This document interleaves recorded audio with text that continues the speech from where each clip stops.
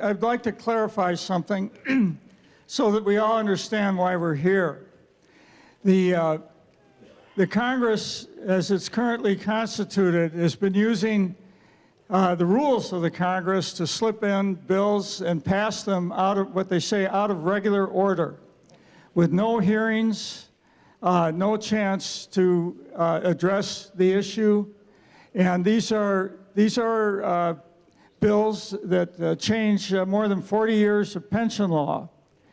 And the purpose of this meeting and the letter that Senator Franken wrote, we have some copies of it. Well, it doesn't make a difference, but we have some copies of it here. We will make sure that it gets distributed. Our fight is not for a particular pension bill. Our fight is to be heard. And the only way we can be heard is if bills are passed in regular order, with hearings and people coming to testify. And we demand a seat at the table. Now, while the collection is going on, I'm going to introduce our next speaker. She has spoken to us before. She came all the way from Detroit. She's an attorney specializing in retirement issues and other labor issues. My good friend, Curry Thompson, is going to speak to us about this composite bill. It's my pleasure to introduce to you Curry Thompson.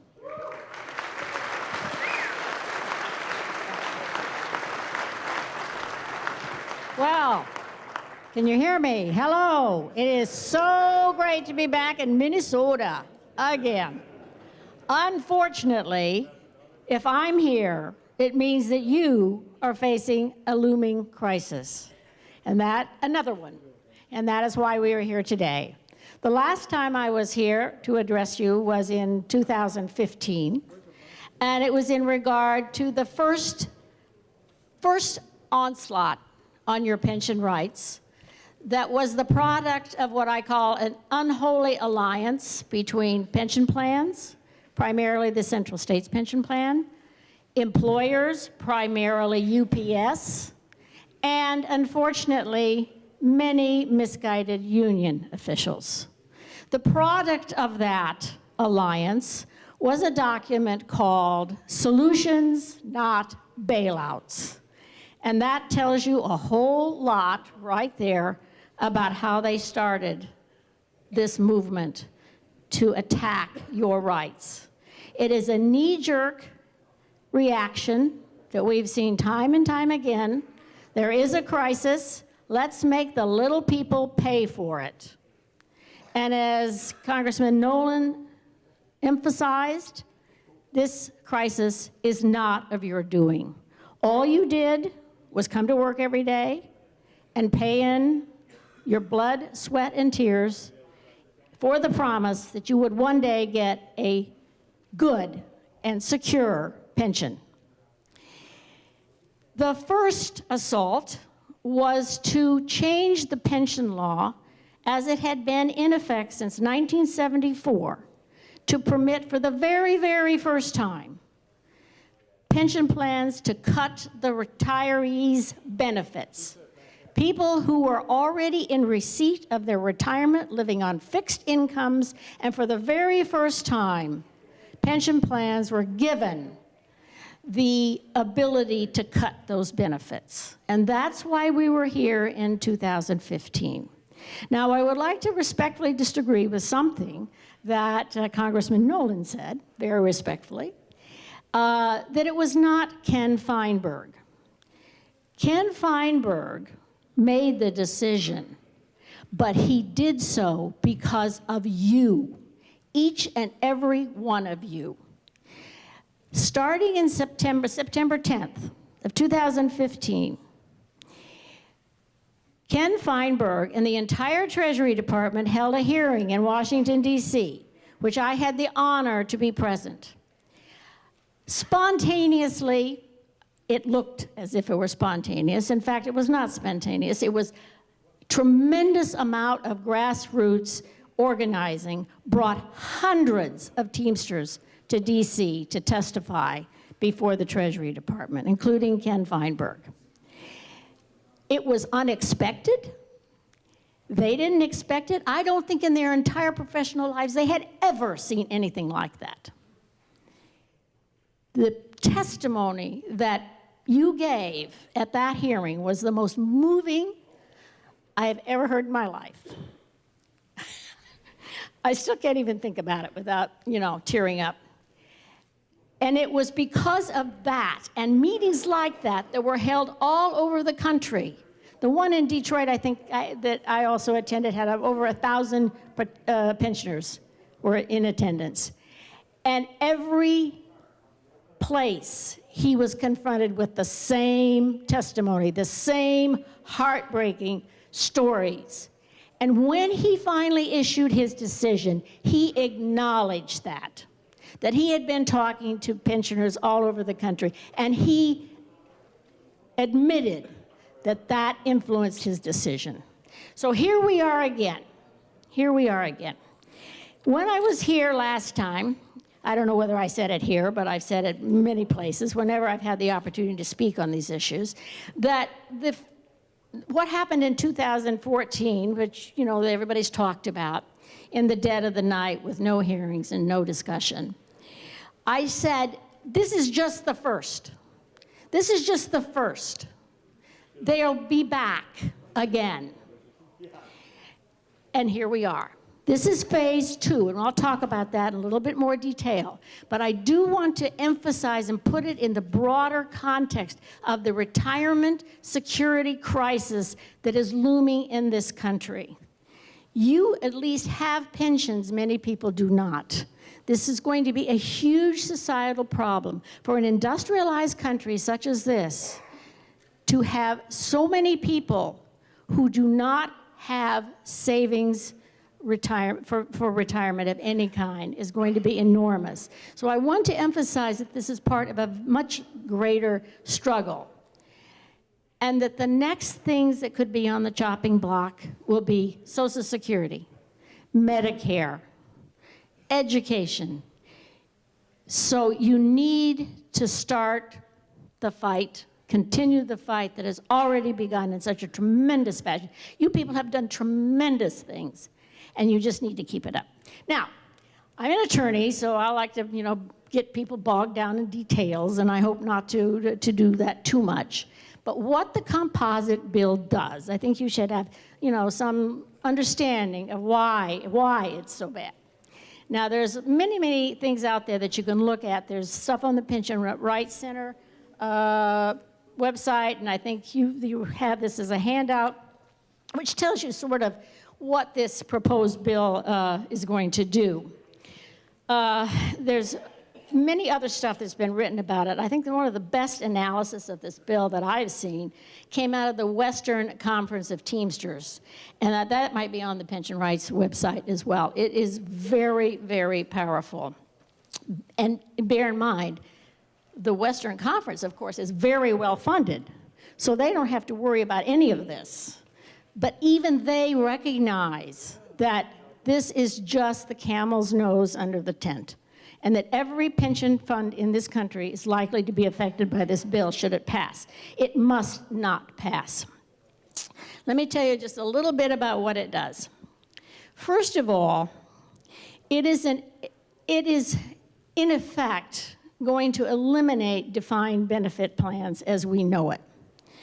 Now, I am a personal fan of defined benefit plans for people who work for a living because they are certain, and they are, in most circumstances, secure. It is a defined amount of money that you can expect to receive every month for the rest of your life.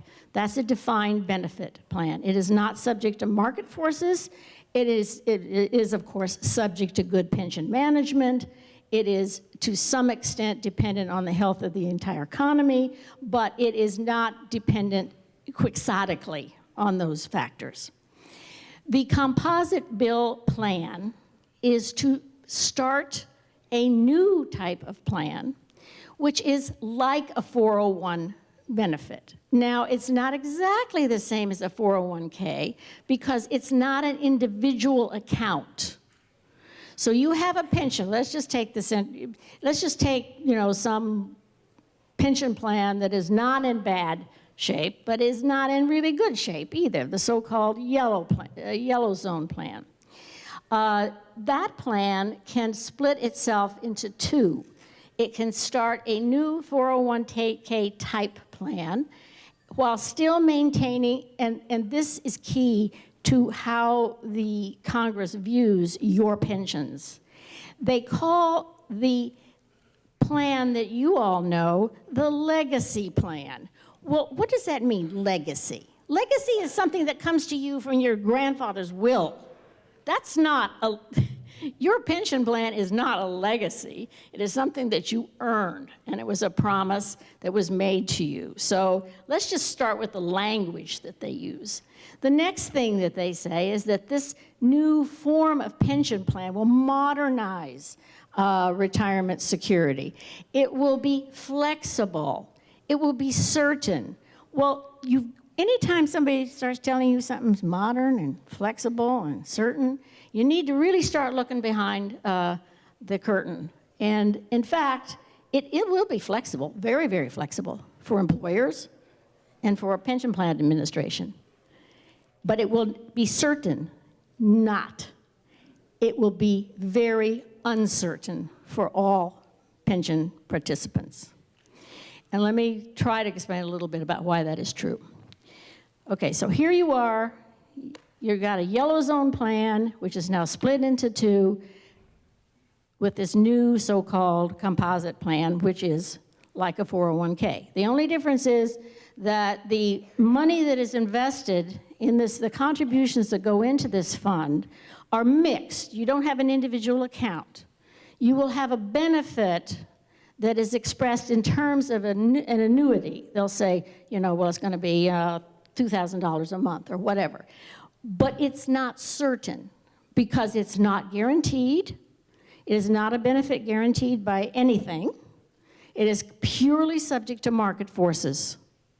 So that in terms of downturn, the trustees of the composite plan can cut benefits as much as they want. There's nothing that would protect anybody who is in that composite plan from having benefits drastically cut. The other thing about the composite plan is that contributions going into both plans will be divided according to some formula, but 25%, a minimum of 25% of all contributions from your employer must go into the composite plan. So what is going to happen in terms of an economic volatility or economic downturn? Minimum of 25% goes into the composite plan. What's going to happen to the defined benefit plan? Well, to the extent that it becomes increasingly underfunded, it then can fall into the red zone. And when a plan is in the red zone, you Central States participants all know what can happen if your plan is in the red zone. The reason, one of the many reasons that the defined benefit plan can fall to have a reduced funding level is because of another provision in this bill. And what it does, it permits the defined benefit plan to extend its liability from 10 to 25 years. Now, what is its liability? Well, it is the obligation, the promise to pay you your retirement benefits. That's its liability. Well, if you extend that over from 10 to 25 years, that means that the employer's obligation to put contributions into that fund goes down. Because let's say their liability is, $100,000. Well, that is extended from 10 to 25 years. That means that there's many fewer contributions going into that plan. This is just obvious. It can't be any other way. And what that means is that fewer contributions or fewer premiums are going into the Pension Benefit Guaranty Corporation. So then that's going to cause that entity to become even shakier than it is already. So this bill must be defeated. You've done it before, and you can do it again. And you need to spend a significant amount of time today and in the very near future talking about ways that you can do that. You know how to do it. You've shown you know how to do it. You don't need me to tell you how to do it. One of the things you have to do is get your talking points together when you go talk to senators and congresspeople who are not as on your side as the people here today were. And one of the big talking points is the economic impact of pension plans failing. You really are too big to fail, because the economic impact on the economy of this country will be enormous. And there's all kinds of very, very good studies that have been done that prove this point. Primarily, I would refer you to the National Institute for Retirement Security. I think your group wanted somebody from them there to speak, and they were unable to do so. But you can obtain what is a really great little PowerPoint presentation which goes through these figures. Pensioners spend, with pensions, spend money. They pay taxes. Their impact on their economic impact and their contribution toward economic growth is enormous, way beyond the actual dollars that they are paid in a pension and way beyond the actual money that they spend. Okay, the last thing that I would like to say, and this has maybe kind of gotten a little lost in the discussion, this bill does not affect the Central States Pension Plan, and so why should you care? Well, I hope I've kind of put that in the broader context about why you should care. But what happened, because you were so successful at beating back the assault on your pensions, the attitude of Congress, the Central States Pension Fund, a pox on your house. Nobody's talking about you people.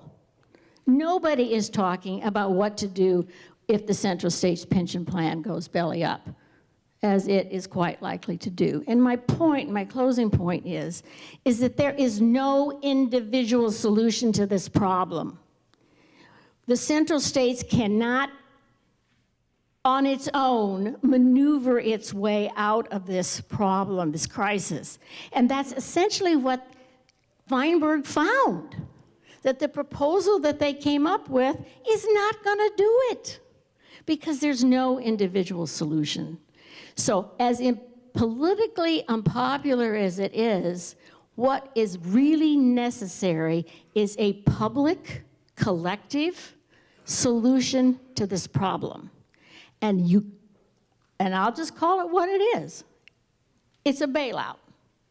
It's not politically popular, but you need to start the engines rolling as to why it is vital that there be a public solution to this crisis. And you must defeat a bill that will not solve the problem and has every reason to think it will simply exacerbate it. That's my prediction. I could be wrong. Thank you for listening so attentively.